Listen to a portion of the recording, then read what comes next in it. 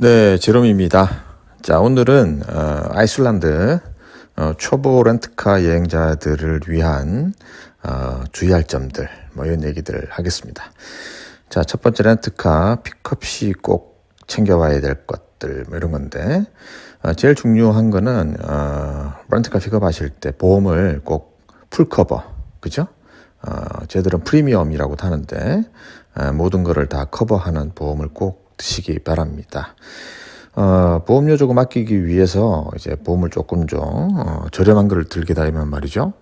그 기본 디덕터블이라는 게 있습니다. 조그만한 그 문제가 생겨도 600불, 700불 이내의 수리비는 내가 내야 한다. 이런 디덕터블이 있는데 이 부분이 사실은 굉장히 함정이에요. 왜냐하면 아이슬란드 여행을 하다 보면 모래도 튀고 화산재도 튀고 도로 상태도 와일드하기 때문에 뭔가 하나 스크래치는 생기게 되어 있습니다. 그 경우에 그 스크래치를 이유로 디덕터블을 뜯어갈 수 있어요. 그죠? 그래서 조그만 문제가 생겨도 6, 700불은 더 뜯어가기에 굉장히 좋은 시스템이다. 이렇습니다. 그래서 미국이나 다른 유럽 지역에서 다닐 때하고는 조금 다른 그런 데미지에 대한 부분들이 있으니까 이 부분을 위해서 꼭 프리미엄 보험을 드시는 게 좋습니다. 정신 건강에도 좋고 나중에 렌트카 리턴할 때도 굉장히 편안해지니까 이 부분 꼭 챙겨서 렌트카 픽업할 때 가입을 꼭 하시고요. 그 다음에 렌트카 픽업할 때 차량들 한번 쭉 둘러보게 되는데 꼭 하단부 차량의 하부 구간 부분도 꼭 눈여겨보시기 바랍니다. 오프로드 구간을 들어갈 수 있는 차가 있고 못 들어갈 수 있는 차가 있는데 대부분 저렴한 차들은 못 들어가는 차량일 경우가 많죠. 그런데 오프로드 구간을 들어갔다 나와서 차량 하부가 긁혀 있는 그런 차량들이 있어요. 그 경우에 풀커버 보험을 들었다 하더라도 오프로드 구간을 들어가면 안 된다라는 차량들일 경우에는 문제가 될 수 있기 때문에 만일에 차량 하부를 픽업할 때 봐서 문제가 있으면 꼭 사진을 찍어놓고 이야기를 하고 출발을 하셔야 합니다. 리턴하는 시점에 차량 하부가 와다닥 긁혀가지고 그죠? 문제가 될 수 있습니다. 자, 두 번째 도로 주행 시 주의할 점. 제일 중요한 게 이제 아이슬란드는 바람이 굉장히 강한 곳입니다. 그죠? 그래서 운전할 때도 바람이 굉장히 강렬한 곳이긴 한데 제일 중요하게 조심해야 될 부분들이 주차할 때 그죠? 기본적인 도로 주행을 하다가 사진을 찍기 위해서 주차를 하기 위해서 차를 잠깐 세우려고 스탑을 했는데 문을 열고 내리는 순간에 아주 강력한 바람이 불어옵니다. 강력한 바람이 불어와서 이 바람 때문에 문짝이 아주 확 열리는 경우가 있어요. 그죠? 확 다치는 경우도 있겠죠, 물론. 사람의 손이나 몸이 끼면 굉장히 큰 부상을 입을 정도로 강렬한 바람이 문짝을 관리하니까 굉장히 조심하셔야 되고요. 주차할 때 옆 차량 그죠? 옆 차량들이 이렇게 바짝바짝 붙어 있는 경우에, 차를 열었는데, 열다가 문짝에 바람이 확 불면, 옆차 그냥 긁어버리죠. 긁어버립니다. 보험 다 들었겠지만, 그래도 아주 피곤한 일이 생기고요. 주행 중에 차량 문짝에 문제가 생기면, 주행을 계속하지 못하고, 여행을 계속하지 못하고, 차량을 바꿔야 된다거나, 이런저런 또 조치를 취해야 되니까, 결국은 그 부분 때문에 여행 일정이 망가지는 그런 상황이 생길 수도 있습니다. 그래서 아이슬란드 여행 바람에 의한 문짝 데미지 조심하시고요. 날씨가 안 좋은 날에는 주행하지 마시고요. 그냥 기다리세요. 최소한 5분 아니면 한두 시간 기다리시면 날씨가 좋아지고 눈보라 치고 하는 이런 비바람, 눈보라 이런 것도 금방금방 달라지니까 상황이 달라지지 않고 상황이 어려울 때 굳이 그 구간을 주파해야 되겠다. 빨리 빠져나가야지. 이런 생각은 안 하시는 게 좋습니다. 빨리 빠져나가는 것보다는 조금 기다렸다 가는 게 더 안전하다 이렇게 보겠습니다. 세 번째, 눈이 내린 구간과 비포장도로 구간 주행법인데요. 아이슬란드 링로드, 아이슬란드 도로를 쭉 다니다 보시면 말이죠. 내가 달리는 도로면하고 양쪽 비포장 도로면하고 높이가 좀 달라요. 높이가. 그래서 내가 달리는 도로면이 양쪽 비포장보다도 굉장히 올라와 있습니다. 그거는 눈보라가 막 쳐도 도로에 눈이 좀 덜 쌓이게 하기 위한 구조란 말이죠. 근데 이 구조가 여름 시즌에 달릴 때는 눈에 완전히 들어오는데 겨울에 눈이 완전히 덮여 있는 구간을 달릴 때는 도로 측면, 그죠? 도로 측면에 경사나 이런 부분들이 눈이 안 들어와요. 안 들어오니까 그냥 여기가 도로 갓길이겠거니 하고 차를 세웠는데 그냥 쑥 빠져버린단 말이죠. 이거는 구조를 알고 있는 분들한테는 조심이 되는데 갔을 때부터 눈이 덮여 있는 도로로 시작하시는 분들은 굉장히 쉽게 차량이 빠지고 차량이 빠지면 또 토잉카 불러야 되고 토잉카 부르면 곧 또 돈이 드는 그런 부분이 될 수가 있습니다. 그래서 갓길에 차량을 주차하는 거 좀 조심하셔야 되고요.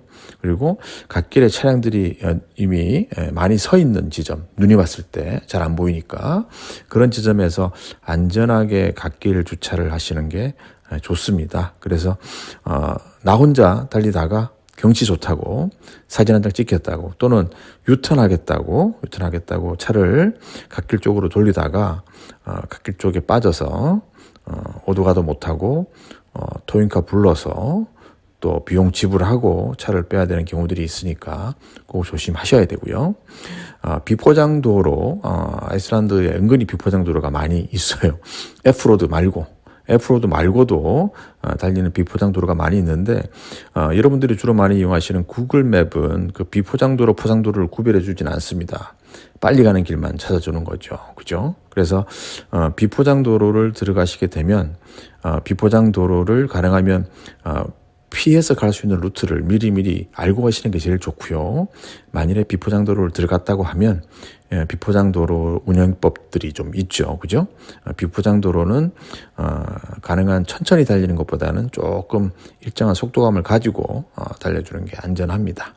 자, 네 번째는 아이슬란드 주유소 영법인데요. 아이슬란드는 주유소에 사람이 없는 주유소들이 많아요. 말하자면 셀프 주유소가 많은데 셀프 주유소에 갔을 경우에 크레딧 카드를 넣고 주유를 하게 됩니다. 내가 100불 정도, 100유로 정도를 주유를 했는데도 카드 결제는 200유로. 그죠? 그다음에 아이슬란드 돈으로는 한 300크로네 정도가 긁혀져 버려요. 뭐 걸리면 좀 이게 우리는 문자로 바로바로 카드 긁은 게 뜨니까 막 당황스러운 부분들이 있는데 당황하지 마시고요. 한 3, 4일 늦어도 일주일 뒤면 카드는 300불을 긁었지만 실제로 내가 넣은 100불을 제외한 나머지 부분들은 카드로 돌아오니까 그런 부분들에 대해서는 알고 계시는 게 좋습니다. 알고 계시면 불편하지가 않죠, 마음이. 그리고 그게 불편하신 분들은 사람 있는 주유소, 그죠? 사람 있는 주유소에 가서 내가 얼마를 넣겠다, 펌프에 뭐 디젤이 됐던 가솔린이 됐던 얼마를 넣겠다라고 얘기하면 그걸 주유 카드를 주는 주유소도 있고 펌핑을 열어주는, 오픈해주는 그런 주유소도 있으니까 만일에 카드가 뭐 200~300불씩 계속 이렇게 잡혀있는 것도 사실 불편하잖아요. 불편하니까 그런 게 싫으신 분들은 사람 있는 주유소, 그죠? 안에 뭐 핫도그도 팔고 이런 주유소에 가셔서 몇 번 펌프에 내가 지금 넣고 싶은데 펌프를 열어달라. 아니면 크레딧 카드 얼마를 먼저 결제하겠다 이런 식으로 얘기하시면 그렇게 주유하실 수가 있습니다. 그리고 가능하시면 주유소가 있는 큰 지역, 큰 주유소가 있는 지역에서 항상 풀탱크로 넣고 다니시는 게 여행이 편안해집니다. 의외로 주유소 간격이 좀 멀고요. 주유소가 없고 또는 셀프 주유소 굉장히 불편합니다. 춥고 바람 부는데 셀프 주유소에서 카드로 찌르고 뭐 그거 굉장히 불편해요. 불편하니까 미리 풀탱크로 채우고 다니셔서 전체 아이슬란드 지역 여행하시는데 불편함이 없게 하시는 게 좋습니다. 겨울 시즌 남부 지역을 다녀도 마찬가지예요. 그죠? 그래서 주유소 이용법 중요합니다. 다섯 번째는 주차를 위한 이야기인데요. 레이캬비크나 아쿠레리 같은 동네는 주차 구역이 있습니다. 1, 2, 3, 4 구역이 있는데 보통 저녁 시간부터 아침 시간까지는 프리인 구역들이 좀 있고요. 아닌 구역들이 있는데 그 시간이 중요합니다. 시간을 잘 보셔야 되고 아침 시간에 예를 들어서 뭐 9시부터는 공짜가 아닌데 9시 한 15분까지 서놨다. 15분 그것 때문에 바로 주차 티켓 먹습니다. 주차 티켓 먹으면 또 주차 티켓 또 은행 가서 내고 아주 불편해지죠. 그리고 또 은행이 없는 동네에서는 또 들고 다녀야 되는 뭐 그런 마음을 불편하게 들고 다녀야 되는 그런 부분들이 있으니까 주차 시간 관리 잘 하시고요. 그리고 외진 곳들에서도 가능하면 안전함이 확보되어 있는 곳에 주차를 하시는 게 좋습니다. 은근히 사람의 인적이 드문 곳들 많이 있고요. 여름 시즌에는 캠핑을 위해서 또는 뭐 차박 이런 것 때문에 뭐 길에 세우고 주무시는 분도 있고 그러는데 별로 바람직한 모습은 아닙니다. 아니니까 항상 안전한 주차 그리고 돈을 내더라도 그리고죠 돈을 내라고 돼 있는 주차장에서는 주차비를 꼭 내고 나오시는 게 좋습니다. 나중에 또 뭐 페널티 붙고 그러면 더 피곤해지니까 주차비 꼭 내고 다니시고요. 렌트카 여행하시는 분들이 제일 갖는 이점이 이제 중간중간에 마트에 들러서 뭘 식재료를 사서 조리를 할 수 있다 뭐 이런 거잖아요. 그죠? 그래서 마트 보너스 마트나 크로난 마트를 들러서 식재료 사서 취사 가능한 숙소에서 취사를 해서 식사하고 다니시는 것을 추천합니다. 보너스 마트는 저렴하고요. 크로난 마트는 조금 물건 퀄리티가 좋습니다. 그리고 하루는 호텔, 하루는 취사 가능한 숙소 뭐 이런 식으로 다니시는 것을 저는 추천을 드립니다. 6가지 정도 말씀드렸는데요. 일단은 이 정도 부분들만 좀 준비를 잘 하고 다니셔도 아이슬란드 렌트카 여행은 행복한 여행이 되실 수가 있습니다. 그리고 실제로 뭐 대중교통으로 여행하는 게 사실은 어려운 그런 곳이고 투어 아니면 렌트카 여행을 다니셔야 되는데 초보 렌트카 여행자들도 아이슬란드에서 조금만 조심하시면 충분히 안전한 여행이 가능하다라고 용기를 드립니다. 그리고 살면서 인생에 한 번은 렌트카를 운전해서 아이슬란드 링로드를 한번 돌아보시기를 추천을 드립니다.